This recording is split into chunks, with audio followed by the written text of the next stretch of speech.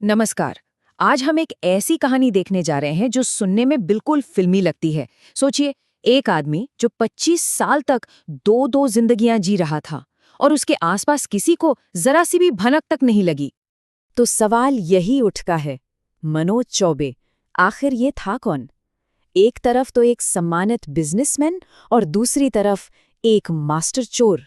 यही वो दोहरी पहचान है, यही वो पहेली है जो इस पूरी कहानी के केंद्र में है। एक चेहरा जो सबने देखा और दूसरा जो किसी ने नहीं। तो चलिए कहानी की शुरुआत करते हैं उस दिन से जब मनोज चौबे की ये पूरी दुनिया ताश के पत्तों की तरह बिखरने वाली थी। वो दिन जब एक आम सा दिखने वाला बिजनेसमैन चोरी के इल्जाम में गिरफ्तार होता है। जब पुलिस उसके घर पहुंची ना, तो परिवार वालों का रिएक्शन देखने लायक था। वो एकदम शॉक में थे, उन्हें यकीन ही नहीं हो रहा था। उनका बस यही कहना था, अरे ये तो हो ही नहीं सकता, उसके पास इतना पैसा है, वो चोरी भला क्यों करेगा। और इसी बात से अंदाजा लगता है कि उसने अपनी इज्जतदार शख्सियत का पर्दा कितनी सफाई से बना रखा था। और परिवार के इसी भरोसे के पीछे छिपी थी एक बहुत बड़ी चौंकाने वाली सच्चाई। पूरे 25 साल तक उसने एक कामयाब कारोबारी होने का ऐसा नाटक किया कि किसी को शक तक न हुआ, जबकि असल में वो दिल्ली के सबसे शातिर चोरों में से एक था। अब सवाल ये है कि कोई इतने लंबे समय तक ये सब कैसे कर सकता है और उसे ये भूत चोर नाम क्यों मिला? चलिए उसके काम करने के तरीके को थोड़ा करीब से देखते हैं। तो इसका तरीका क्या था? देखिए, इसका मेथड बड़ा सिंपल लेकिन उतना ही असरदार था। 4 स्टेप्स। सबसे पहले, दिन में रेकी। वो उन घरों को ढूंढता था जो खाली पड़े हैं, और इसके लिए वो कुछ खास चीजें देखता था, जैसे दरवाजे पर धूल जमी हो, या कई दिनों के अखबार पड़े हों, या फिर रात में लाइटें ना जल रही हों। एक बार पक्का हो गया कि घर खाली है, तो बस रात में अकेले अपने औजारों के साथ वो घर में घुसता था। और क्योंकि उसे पता होता था कि कोई नहीं है, वो बड़े आराम से तसल्ली से अपना काम करता। और सबसे चालाकी वाली बात, चोरी का सारा सामान सिर्फ 48 घंटे के अंदर बेच डालता था। मतलब कोई सुराग ही नहीं। और यहाँ एक और दिलचस्प बात है, वो ये, चोरियां सिर्फ अपनी जरूरतें पूरी करने के लिए नहीं कर रहा था। नहीं, इन चोरियों के दम पे उसने एक बहुत बड़ा बिजनेस एम्पायर खड़ा कर लिया था। ये देखिए, उसकी कमाई का एक छोटा सा हिस्सा उसने अपनी एक प्रॉपर्टी एक हॉस्पिटल को लीज पर दी हुई थी, और वहां से उसे हर महीने पूरे 2 लाख रुपए का किराया आता था।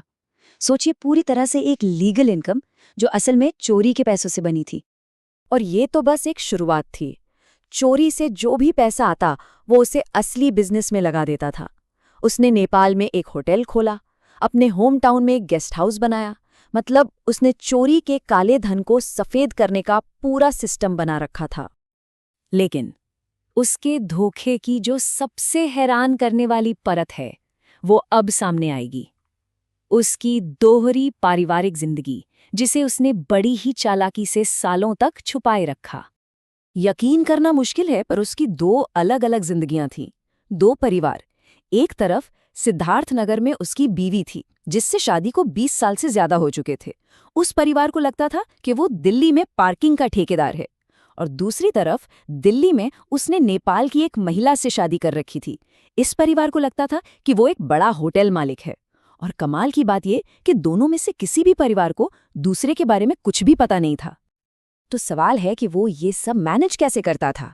बहुत सिंपल, वो साल के 6 महीने एक परिवार के साथ रहता और बाकी 6 महीने दूसरे परिवार के साथ। और बहाना, बिजनेस ट्रिप। पहली पत्नी को लगता था कि वो काम के सिलसिले में दिल्ली में है, और बस यही बहाना उसकी दोहरी जिंदगी का सबसे बड़ा कवर था। तो अब आते हैं उस सवाल पर कि आखिर ये 25 साल लंबा नाटक खत्म कैसे हुआ। ऐसी क्या गलती हुई जिससे सारा राज खुल गया। कहते हैं ना, किस्मत हमेशा साथ नहीं देती।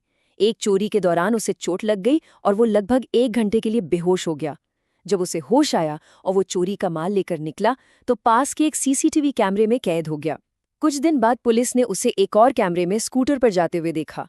बस पुलिस ने उस स्कूटर का नंबर ट्रैक किया, जो उसके नेपाली साले के नाम पर रजिस्टर्ड था, और यही एक सुराग पुलिस को सीधा मनोज चौबे के दिल्ली वाले घर तक ले गया।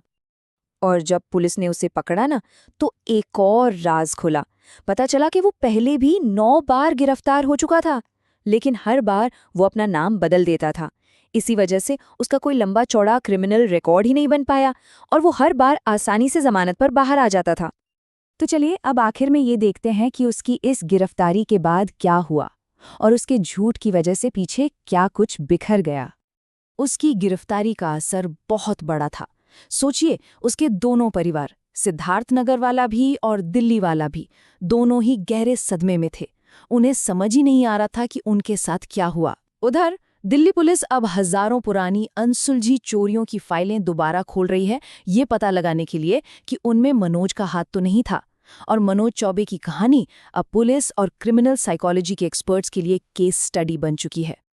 और अंत में ये कहानी हमें एक बहुत बड़ा सवाल सोचने पर मजबूर करती है। अगर एक इंसान 25 सालों तक अपनी एक पूरी दूसरी जिंदगी, एक पूरा साम्राज्य हम सबके बीच, हमारी नज़रों के सामने छिपा सकता है, तो ज़रा सोचिए, हमारी इस साधारण सी दिखने वाली दुनिया में न जाने और कितने ऐसे राज सत्ता के ठीक नीचे दबे होंगे। इस पर ज़रूर सोचिएगा।